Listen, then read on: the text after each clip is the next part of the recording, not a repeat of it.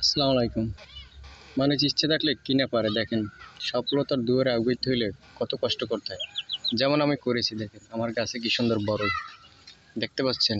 সফলতা ইচ্ছে থাকলে অনেক কিছু করা যায়। চাকরির পিছনে দৌড়েই না, বাপের অর্থ নাই তার জন্য চাকরির পিছনে দৌড়ে নেই। গরিবের ঘরের সন্তান, স্বপ্ন অনেক বড়, তার জন্য বাস্তব করার জন্য অনেক কষ্ট করি। দেখেন আমি কৃষিকাজে যুক্ত হয়েছি এখন। দেখেন আমার গাছে কি সুন্দর ফল, এবছরের বড়ই গেছে কি সুন্দর বড়ই। দেখেন গাছে টমেটো, কি সুন্দর টমেটো ধরছে। চেষ্টা করলে অনেক কিছুই করা যায়। এই ওই উপরে করল্লা, দেখুন ভিতরে করল্লা আসছে। দেখুন আমিও একটা কাটছি এই মুহূর্তে। আপনিও পারবেন। চাকরির পিছনে দৌড়িয়ে না ভাই, চাকরির পিছনে দৌড়িয়ে না সময় নষ্ট। নিজে কিছু করে দেখান, নিজে করেছি করে দেখান, পরের পিছনে দৌড়িয়েন না। কেন? গরিবের ঘরের সন্তান তো আমরা, চাকরি আমাদের জন্য মানায় না। আমাদের জন্য নিজেরই কিছু করতে হবে। ব্যাংক ব্যালেন্স আমাদের বড় ধরনের লোন দেয় না, কেন? আমরা দুর্নীতি করতে পারি না। হাজার হাজার কোটি টাকা লোন দেয় বড় বড় মিল কারখানায়। আমরা কৃষি মানুষ, তার জন্য আমাদের হাজার হাজার লোন দেয় না, কারণ আমরা ছোট গরিবের ঘরে সন্তান।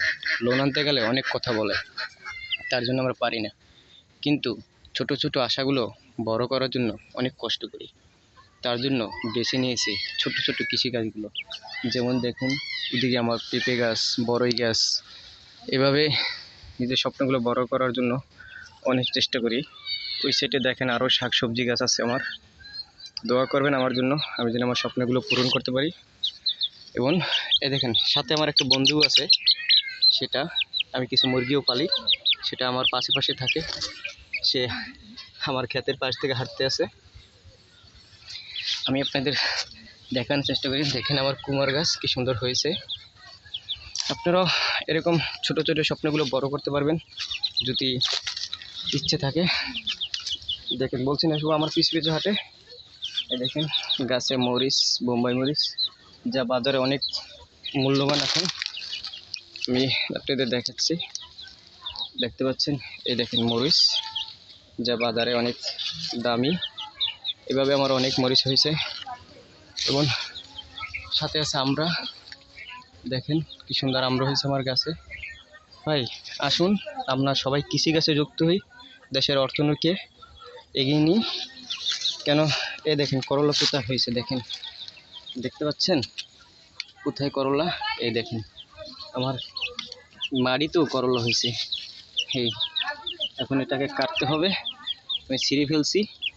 এই চাকরির পিছনে না দৌড়ে আমরা কৃষিকাজে যুক্ত হই, ছোটো ছোটো স্বপ্নগুলো বড় করার জন্য যুক্ত হই।